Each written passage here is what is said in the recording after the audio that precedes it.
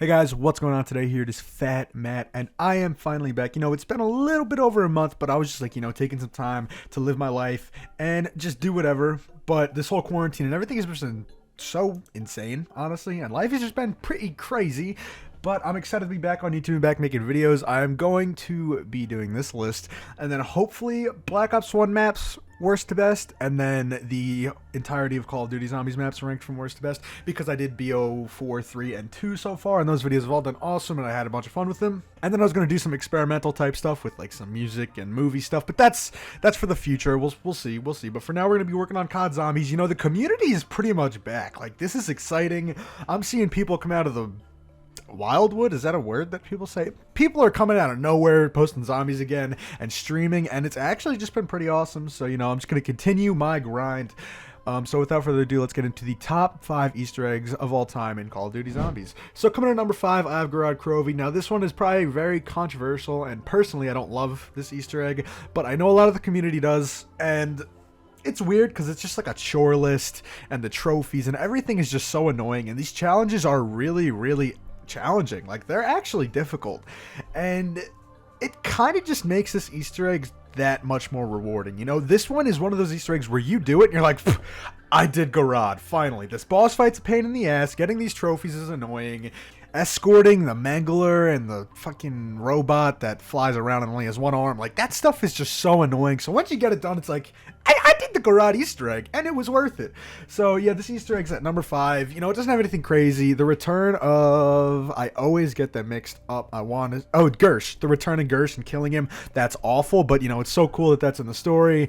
And we get Maxis and Sophia, and like, this map just did so much for the story, and we see the souls go up to Revelations, and we get introduced to Dr. Monty. So this Easter egg is just too pivotal in the storyline and too rewarding when you finish it to leave out of this list, but let's get right into the next one. So coming in at number 4, we have Mob of the Dead. Now, Mob of the Dead is so interesting. One of the best Easter eggs. It's just fun.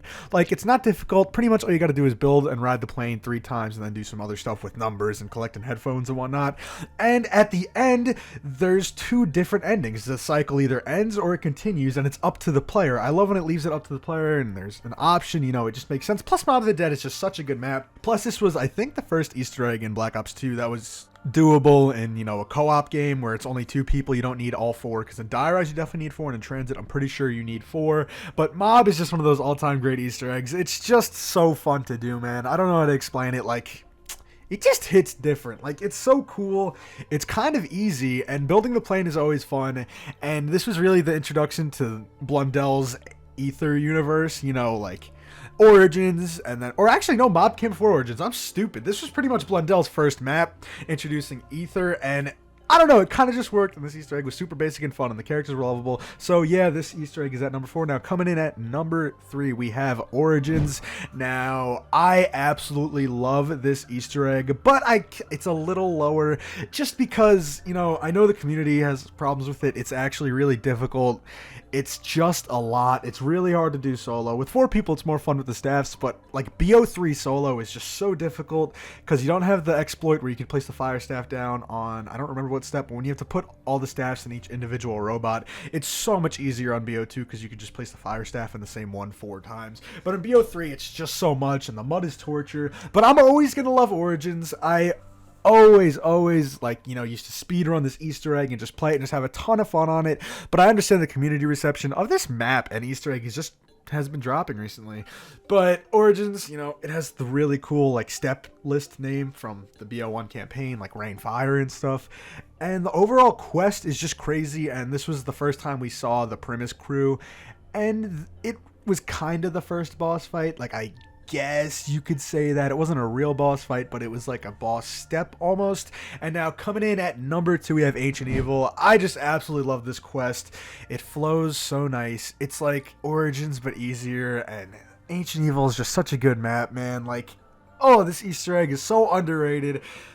Completely badass boss fight. You fight a fucking zombie Pegasus, and then a zombie Warlord, and then Medusa? Like, are you kidding me? That is so cool. And then this whole Easter egg quest, is just awesome. It makes sense. It's fluent. It's not difficult to do. It's just beautiful. Like, this is just a perfect Easter egg, perfect boss fight. I cannot, like, milk Ancient Evil enough. Like, this map, seriously amazing. This Easter egg, seriously amazing. If you have not done the Ancient Evil Easter egg or played this map, you are missing out so hard. I'm telling you, this totally deserves to be number 2. And now, let's get into the honorable mentions quick. I'm just going to read them out quickly. I'm not really going to give you guys an explanation. This is just a personal list. Moon, because you blow up the fucking Earth. It starts BO2. It was just an awesome OG Easter egg quest. And then Ascension, because it's the first one, and it's fun, and it's not hard, and, you know, it just had a lot of good, fun qualities. And then we have Blood of the Dead, which I love. Such a good Easter egg quest. It's difficult. It's challenging, but it makes sense to me. It's fun. It has a cool boss fight. The escort missions aren't bad. You know, Blood just kind of makes sense. It's a good Easter egg. I'll never understand the hatred for it. There's so much cool story behind, you know, the Warden, and just everything to do with the Aether universe. Like, so much shit went down on Blood of the Dead, and the cutscene, and like, so much stuff happened for the Aether storyline in Blood of the Dead for this map to just be not regarded on a top 5 Easter egg list. I understand the quest might not be the best or most fun, but in my opinion it is. So, you know, screw you guys. Blood of the Dead's awesome. I don't even care. And then the last honorable mention is Zetsubo no Shima, because Zetsubo, it's such an easy Easter egg quest. You literally need to get 3 cogs, and that's it. And it's a fun boss fight, and honestly, this Easter egg quest is just nice and fluent, kind of like the other ones. Like, I don't know how to explain it.